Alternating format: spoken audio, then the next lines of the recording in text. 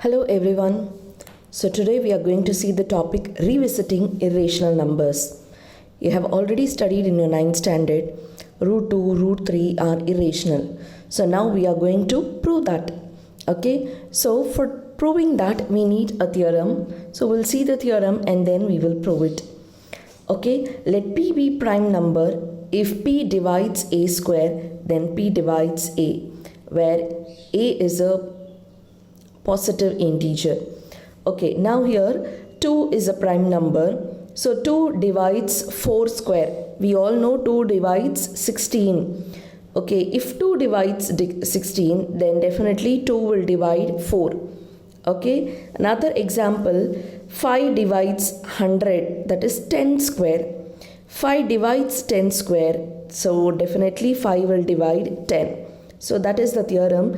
If P divides a square of a number, then P will definitely divide that number. So this is the theorem. We'll use that in proving root 2 or root 3 irrational. Okay, now we'll see the proof. Prove that root 2 is irrational. Okay, so now we are going to prove this using contradiction method. That is, we have to prove root 2 is irrational. So for that we will assume let root 2 be rational. Okay, we'll assume let root 2 be rational, then we will get some contradiction. Then we will say that our assumption is wrong, then what I assumed is wrong, then we concluded root 2 is irrational. Okay, so first we'll assume the opposite. Let root 2 be rational. You know the definition of a rational number. A rational number can be written in the form P by Q, where P and Q are integers and Q not equal to 0. So here we have assumed let root 2 be rational. Then we can write root 2 as A by B. Okay, where A and B are co-primes. Do you remember what is a co-prime number? What are co-prime numbers? Two numbers, okay, which doesn't have any common factor. The HCF is 1. It has no common factor. Okay, no number is common between the two. That is to say, it is in the simplest form. Okay, we have already learned it is in the simplest form. Okay, so A by B and B is not equal to 0. Okay, so now if root 2 can be written as A by B, then we'll cross multiply, so you'll get a root 2b equal to a. Now squaring on both the sides, you'll get root 2. If I square, you will get 2b square equal to a square. Then I'll bring 2 here, b square equal to a square by 2. Okay, what is the meaning here is, if I divide a square by 2, I'm getting some number b square. Okay, if I divide 6 by 2, I'm getting 3. Am I correct? Same like this. If I divide a square by 2, I'm getting b square. It means that 2 divides a square.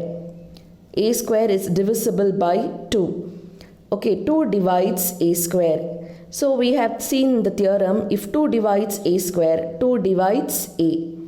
Okay, so 2 is dividing a, so it means that a is a number which is divisible by 2.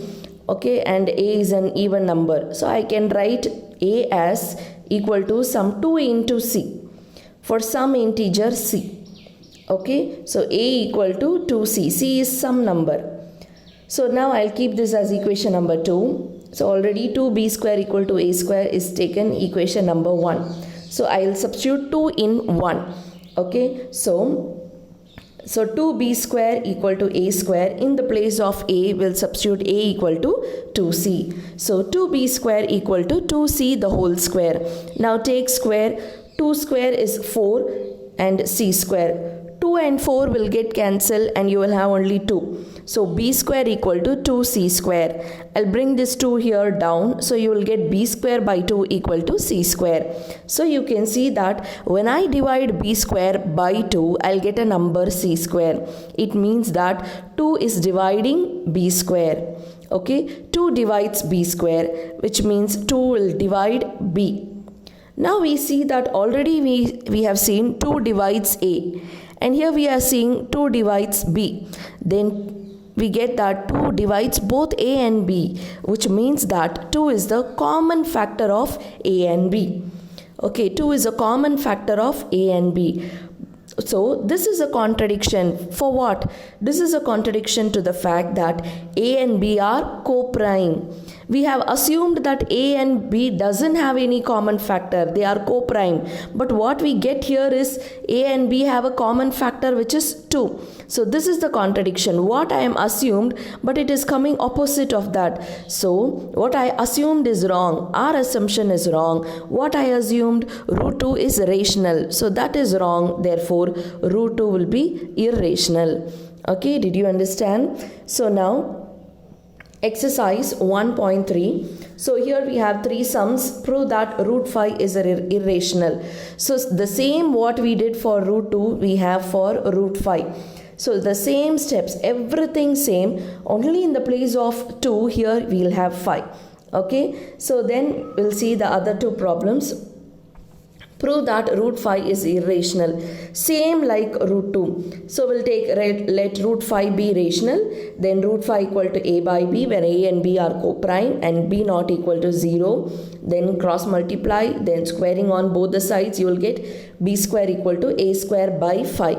So 5 divides a square, then 5 divides a, then a can be written as 5c and substitute. Same like root 2 you have for root 5. So I want you to try for root 3 and root 7. The same method, all the steps are same.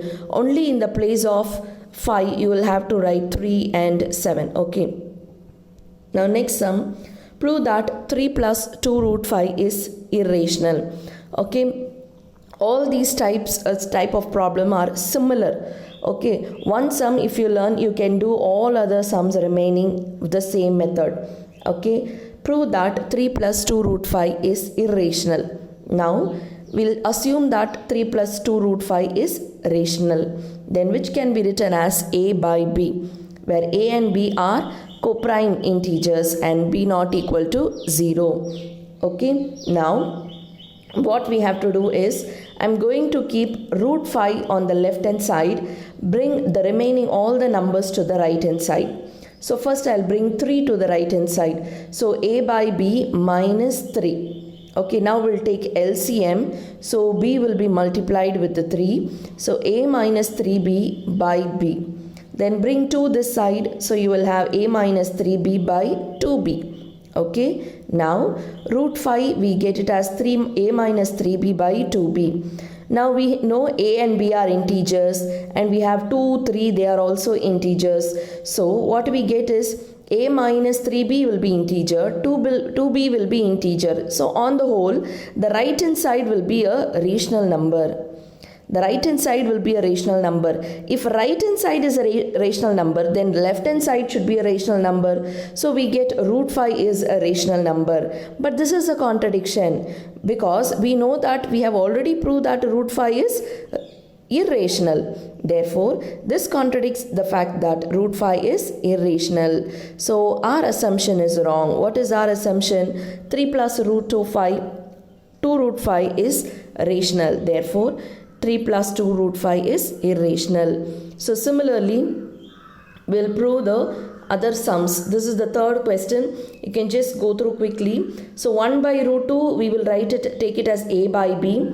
Okay, when a and b are co-prime integers and b not equal to 0, take the reciprocal. So root 2 equal to b by a. So since a and b are integers, we get b by a is rational, which means that root 2 is rational. But that is contradiction because we already know that root 2 is irrational. Therefore, 1 by root 2 is also irrational. Similarly, 7 root 5, you write 7 root 5 equal to a by b, then root 5 equal to a by 7b, and we say that a by 7b is rational, then becomes root 5 rational. But this is contradiction to the fact that root 5 is irrational. Therefore, 7 root 5 is also irrational. Then next sum, 6 plus root 2, we take it as a by b. Root 2 will be a by b minus 6. So this will be rational because all are integers. Then it gives root 2 is also rational, but this is contradiction. We get our assumption is wrong. Therefore, 6 plus root 2 is irrational. Okay, very important sums. All these sums are asked for 3-mark questions. So I hope you understood. Okay, thank you so much.